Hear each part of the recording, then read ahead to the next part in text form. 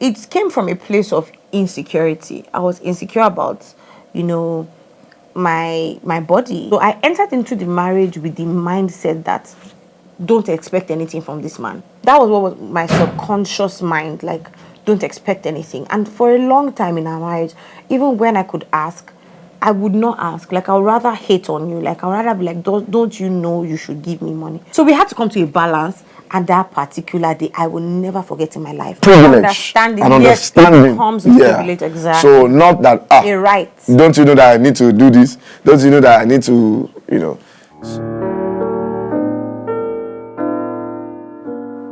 Hello everyone, welcome to my channel. My name is Ladeola B. On today's video, I have with me the serving overseer of Light Life Church, my very own husband, my pastor, husband of my youth, Juwon Olabi. Thank you so much for being on set with me. Thank you for inviting me. So today we real quick, we want to talk about something, and that is personal space in marriage. I would like to define the term just for clarity. Personal space is the distance from one person to the other, the distance at which one feels comfortable when talking or being next to the other person. So the definition is giving us a physical description of personal space. Yeah. So like sometimes somebody may not feel comfortable if you're like, oh yeah, you're all up in my face, and then you want to move. So that is the definition of personal space. So, yeah, do you want to say something about personal space in marriage? The first thing is, do we think personal space exists in marriage? And I would say yes and no. It exists in form of respect, mutual respect and mutual understanding, but it does not exist as a right. Because once you decide to get married with someone, then it means that you're ready for to collapse your personal space. It's no more. It's no more personal. It's no more personal. I'm surprised you said yes and no for the reason that whether or not there is something like personal space in marriage. Because when we first got married, I've never lived with, like, I went to boarding school, but I was never comfortable with the idea of changing in front of even another lady. I was not okay with it. So it used to be something that used to give me so much fear. Like, how would I ever be able to change in front of my husband? Like, ever. And it was an issue, remember? You know, for some people, that issue, they couldn't handle it, they couldn't change, they couldn't deal with it, and it becomes a problem in their marriage. It depends on also how the other person helps. You know, PJ will just be like, Nikini. I remember? Because it used to be very, like, it came from a place of insecurity. I was insecure about, my body, just to be honest and vulnerable. And so I used to feel like, you see my big stomach. You see my big hands. Oh, you see my, and just the assurance that you love my belly, you love my hand, you love my face, you love my, and just telling me the things you like. I love your this, and I love your skin, and gave me confidence. So it was a matter of confidence. And then later on, I do it. And, at that time of marriage, that season, which I'll keep linking, every time we appear, I'll link that 7 seasons of marriage. In that season, I am like over the moon. In that season, I'm trying to impress you.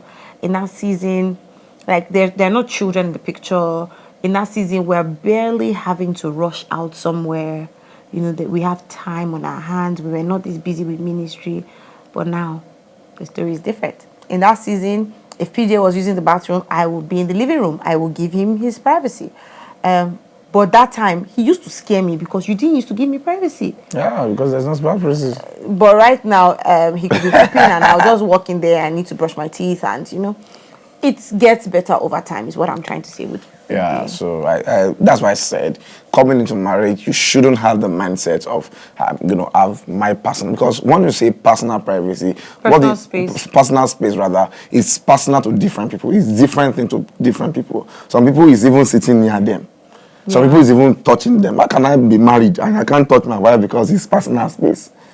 Because he's trying to, Some people don't look at my phone. For some people, it's phone. Some people is even sleeping. They can't even sleep. You sleep, you go this way, you sleep this way.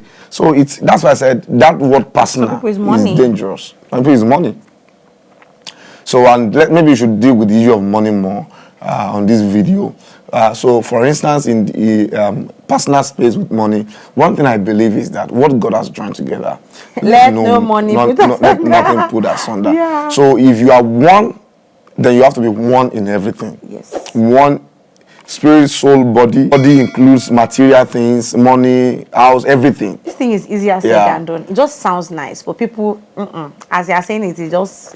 I think it's mindset. It's the mindset you build from the beginning, and also what you're exposed to growing up. If you don't build that mindset, it will be tough for you to do.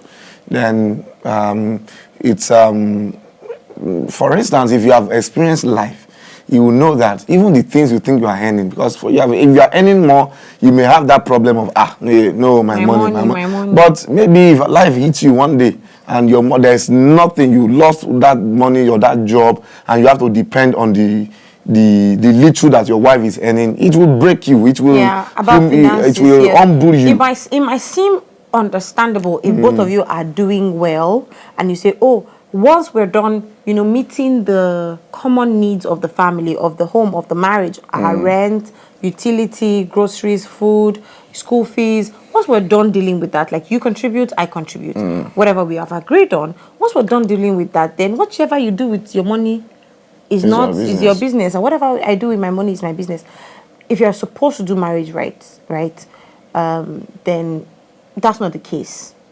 You must be involved in what you both do with your money. There's nothing like personal space in money. You have to be one, even in finances. And although it might seem like you both have an understanding because you both are doing good, like he said, once one person is hit, then you understand the impact. Because you might have a need. Let's say, for instance, maybe the lady loses her stream of income and now depends solely on the man or majorly on the man.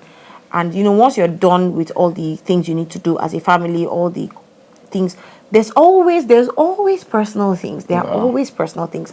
And the lady might feel like they're not comfortable enough to share those things with you. Like, I might need sanitary towel and I don't feel comfortable enough to share with you.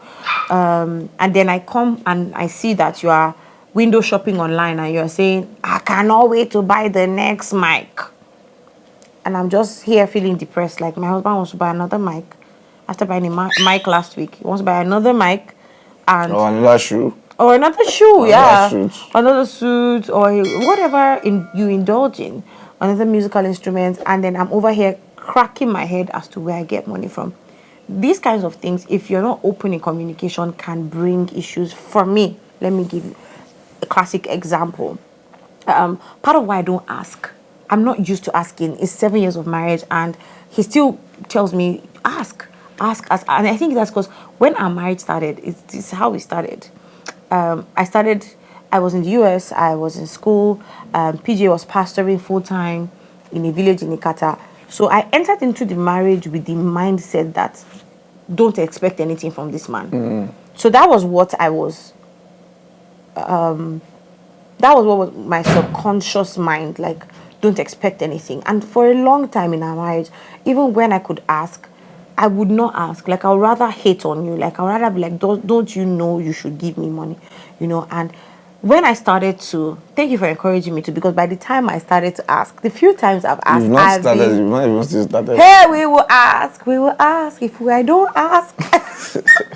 So the few times I've asked, there was this one time he's always saying, like, when I'll complain, I'll just complain out of nowhere. I'm like, I don't have shoes, and it can make me sad on a Sunday. I'm like, I don't have bags, like, I don't have this, and I can afford it, but I don't have because I'm doing this and this and this. And so he's always saying, send me the link, send me the person's profile, send me this thing, let me see it, let's pay for it. And this one Sunday, I was breastfeeding Zion, and I just thought, let me just look at it, because I've made screenshots. Let me just send it to him, because he's always disturbing me about it. So I sent it to him. To God who made me, to be very honest, I had no idea. I didn't know you had that much money. I didn't see it coming. I thought you would have said, okay, let's get the shoe, let's not get the bag, or let's get it. And I would have totally understood. I just wanted to do it as a matter of, to even accountability, to make myself accountable, so that when you have it, because me having the screenshots is not as viable as when you have it. And I sent it to him. Let me tell you guys, it was after service. I was breastfeeding Zion. At the time we entered leaders meeting, when he was walking into leaders meeting, he had sent me the money. I froze. I was like, how?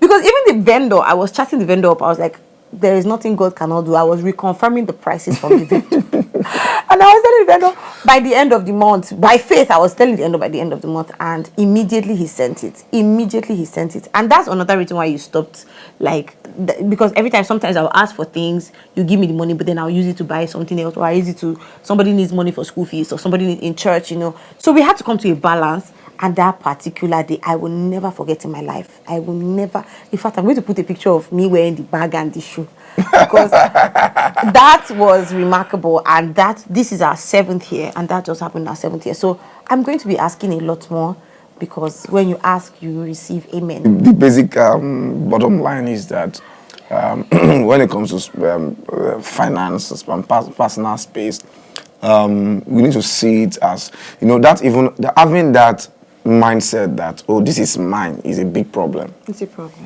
Because it will invade other areas of your life apart from the finances. Yes. It will want you to want to have if you remember in the seasons of life, I think season either 5 or 6. What I was talking about when in this like independent stage, where you want to do things your own, or you want your own house. You want, and that's why you see, built your house. I have your career. So it makes you grow apart. If you're not careful, you grow apart. You know, and you are unable to come together to do something solid for the family and for posterity. So that spirit of my own, you can just see it as, oh, it's small. There's nothing. But the truth is that it will invade, that mindset will invade from small things to bigger things. It's a seed, and it will grow. Yeah, to bigger things. So that's why I said it's now a mutual respect thing and understanding that, because even in marriage, you still need that sanity of privacy or personal space, but is a mutual understanding that, okay, maybe at times this person needs to retreat to get balance, to get some things, to feel herself and do things for herself that she used to do when she's single, that makes her feel her. So that comes from privilege and understanding. Comes with privilege, exactly. So not that a right. Don't you know that I need to do this? Don't you know that I need to, you know? I really appreciate you for this session, PJ. And see, the thing is, what is right is right, what is wrong is wrong. No matter how beautifully quoted what is wrong looks or sounds like. Yes, so if you want to do it, just do life the right way. Do life the right way. And you get the right result. You get the right result. It may be difficult, but